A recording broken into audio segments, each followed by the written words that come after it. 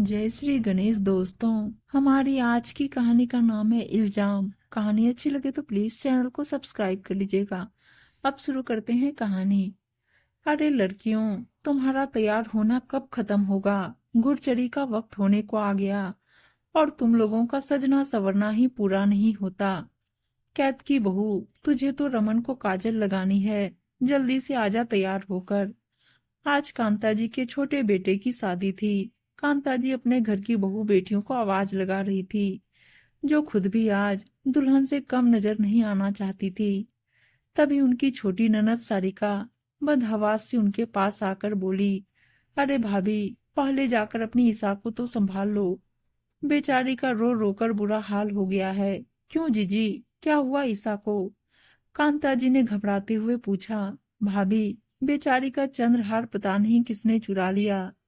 अभी नई नई शादी हुई है बेचारी की। ससुराल वालों से क्या कहेगी, और ससुराल वाले भी पता नहीं क्या सोचेंगे हमारे बारे में। हाय हाय, हमारी तो नाक ही कट जाएगी समधियाने में। भाई की शादी में आई है और इतना बड़ा नुकसान हो गया। ननद की बातें सुनकर कांता जी हैरान थी, लेकिन उन्हें भी बेटी का सामान खो जाने की चिंता होने लगी। वो तेज कदमों से चलती हुई उस कमरे की तरफ बढ़ी जहां उनकी दोनों बेटियां और तीनों नंदे तैयार हो रही थी। पीछे पीछे उनकी छोटी ननद भी आ रही थी। सामने उनकी छोटी बेटी ईसा आंखें सुजाए बैठी थी। माँ को देखते ही फिर से फट पड़ी। माँ देखो ना, मेरा चंद्रहार नहीं मिल रहा।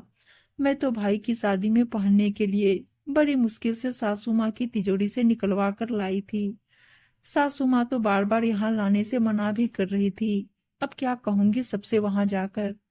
कांता जी बेटी की बात सुनकर हैरान थी, लेकिन फिर भी ईसा को ढांढस बंधाते हुए बोली, अरे बेटा, ध्यान से देख, यहीं कहीं होंगे। घर से चीज भला कहाँ जाएगी? तेरी अटैची अच्छे से देख ले एक बार फिर से। माँ, मैंने सब कुछ देख लिया, कहीं नहीं है। सुबकते हुए ईसा बोली, हाँ भाभी, बेचारी 1 घंटे से ढूंढ रही है। पता नहीं किसकी नीयत डोल गई। मुझे तो पता है, यदि मायके में कोई गहना खो जाए तो ससुराल में कितने उल्हाने सुनने पड़ते हैं। तुम्हें तो याद ही होगा, जब एक बार मेरी अंगूठी यहाँ खो गई थी। कांता जी की मंझली ननद मुंह बनाते हुए बोली। ननद की बात सुनकर कांता जी का मन कसेला हो गया। वो कुछ बोलती, इससे पहले ही बड़ी ननद बोल पड़ी, अरे अब बातें ही करती रहोगी या हमारी लाडो का हार भी ढूंढना है? ईसा बिटिया, तू जाकर कैद की बहू से पूछ। हम सब तो इस घर की बेटियां हैं, एक वो ही है जो पराये घर की है। बड़ी ननद की बात सुनकर कांता जी से रहा नहीं गया। नहीं जीजी, मेरी बहू से कुछ पूछने की जरूरत नहीं है। वो बहू है इस घर की, कोई चोर नहीं। घर में कुछ भी नुकसान हो या कोई सामान गुम हो जाए तो शक की सुई हमेशा बहू पर आकर क्यों अटक जाती है? नंदों को अगर भाभी पर इतना ही शक रहता है तो अपना कीमती सामान लेकर मायके आने की कोई जरूरत नहीं है। लेकिन भाभी, हार तो गुम हुआ है ना? तुम्हें क्या लगता है हमने अपनी भतीजी का हार चुराया है? बड़ी ननद बिफरते हुए बोली, जीजी, मैंने नहीं कहा कि हार आपने या किसी और ने चुराया है। और हाँ मंजली जीजी, आप जो अभी बता रही थी ना कि आपकी अंगूठी यहाँ खो गई थी, तो आपको ये भी याद होगा कि उसके खोने का सीधा इल्जाम आपने और माँ जी ने मुझ पर लगाया था। लेकिन बाद में वो अंगूठी आपको बाथरूम में मिली थी, जो आपने ही नहाते वक्त निकाल कर रख दी थी।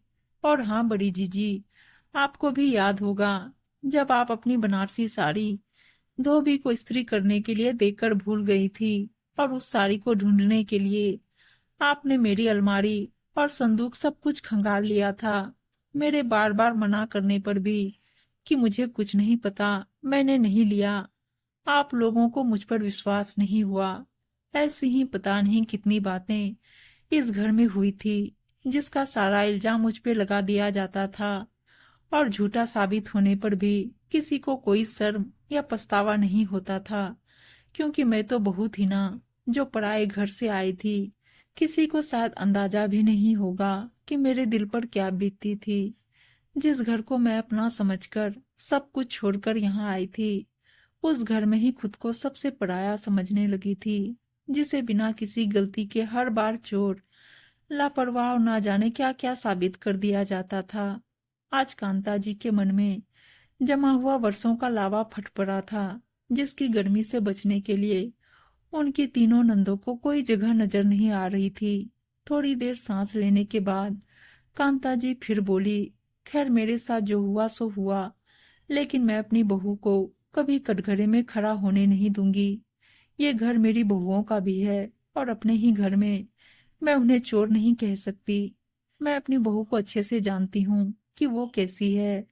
अरे उससे तो अपने खुद के गहने भी नहीं संभलते, वो भी उसने मेरी अलमारी में ही रखे हुए हैं। वो क्या किसी और के गहनों पर नजर डालेगी। और हाँ जीजी, जब बहू से हम यही उम्मीद करते हैं कि वो इस घर को और हमें अपना समझे, तो हम बहू को पराया क्यों समझे। सारी नंदे और कांता जी की दोनों बेटियां चुपचाप कांता जी का मुंह ताक रही थी।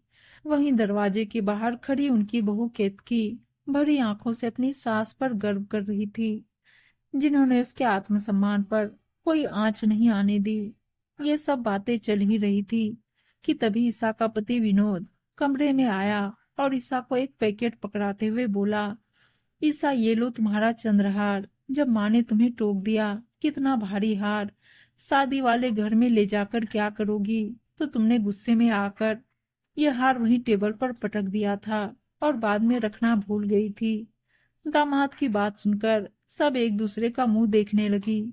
ईसा झेपते हुए बोली, ओह मैं तो भूल ही गई थी। माँ जी के टोकने पर मुझे अच्छा नहीं लगा था, तो मैंने ये हार निकाल कर वहीं रख दिया था। कांता जी का सर आज सबके सामने गर्व से ऊंचा हो गया था। उनका विश्वास आज जीत गया था और उनकी नंदों को अपने किए का शायद कुछ तो अंदाजा आज हो गया था। उन्होंने चुपचाप खिसकने में ही अपनी भलाई समझी। उन्हें समझ में आ गया था कि अपने समय में उन्हें जो करना था वो कर लिया, लेकिन भाभी पर इल्जाम लगाने की यह परंपरा अब आगे इस घर में नहीं चलने वाली। इतनी देर होते देख कांता जी के पति भी वहां आ गए और ताना देते हुए बोले, तुम औरतों को तैयार होने में पता नहीं इतना वक्त क्यों लगता है। अरे शादी तो दूल्हा दुल्हन की होने वाली है, तुम लोगों को कौन देखेगा। अब चलो जल्दी, नहीं तो तुम्हारे बिना ही हम बारात लेकर निकल जाएंगे। सब फटाफट अपना अपना सामान समेटकर शादी में शरीक होने के लिए चल दी। उम्मीद है दोस्तों कहानी अच्छी लगी होगी, और अच्छी अच्छी कहानियां सुनने के लिए चैनल को सब्सक्राइब और वीडियो को लाइक शेयर जरूर कर दीजिएगा। धन्यवाद दोस्तों।